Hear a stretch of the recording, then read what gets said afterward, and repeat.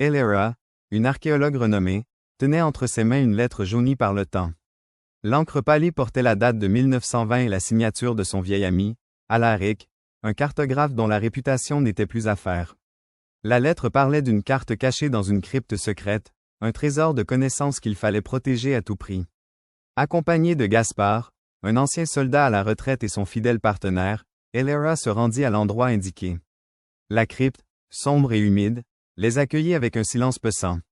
Au fond, gisant sur le sol froid, se trouvait le corps d'Alaric. Un poignard ancien était planté près de lui, et son carnet de notes, ouvert, révélait un message codé. Le message codé les mena sur une piste à travers l'Europe, un jeu de pistes dangereux pour retrouver la carte. Chaque indice les rapprochait de la vérité, mais aussi d'un mystérieux homme d'affaires, Silas, un ancien rival d'Alaric, qui semblait toujours avoir un coup d'avance. La poursuite les mena à une gare animée, où l'atmosphère devint soudainement tendue. Des hommes en costume sombre, les hommes de Silas, les encerclèrent.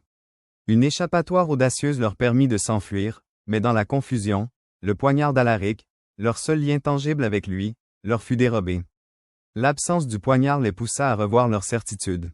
En accent aigu examinant le carnet d'Alaric, Elera fit une découverte stupéfiante. Alaric n'était pas seulement un cartographe, il était un agent secret, et le poignard n'était pas une simple arme, mais une clé, un artefact capable de déverrouiller des secrets insoupçonnés. La vérité éclata alors, glaçante.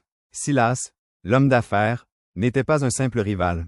Il était un agent double, celui qui avait trahi Alaric. La mort du cartographe n'était qu'une mise en scène élaborée, un stratagème pour détourner l'attention et s'emparer de la carte. La confrontation devint inévitable. Elera et Gaspard retrouvèrent Silas dans un lieu isolé, le poignard d'Alaric brillait sinistrement dans sa main. L'air était lourd de tension, un duel de volonté et de secret était sur le point de commencer. Au moment où le combat allait éclater, une voix retentit, familière et impossible. Alaric, il n'était pas mort, tout n'avait été qu'une illusion, une mise en scène complexe pour tester Elera et Gaspard. Le poignard n'était pas une clé pour la carte, mais un message, un signal pour lui-même, prouvant qu'ils étaient dignes de confiance. Alaric, l'agent secret, leur expliqua la véritable menace qui pesait sur l'humanité. Il leur proposa de le rejoindre, de mettre leurs compétences au service d'une cause plus grande, de devenir les gardiens d'un savoir ancestral. Elera et Gaspard firent leur choix, conscients que la plus grande trahison n'était pas celle d'un ennemi, mais celle que l'on se faisait à soi-même en sacrifiant ses principes pour de vaines raisons.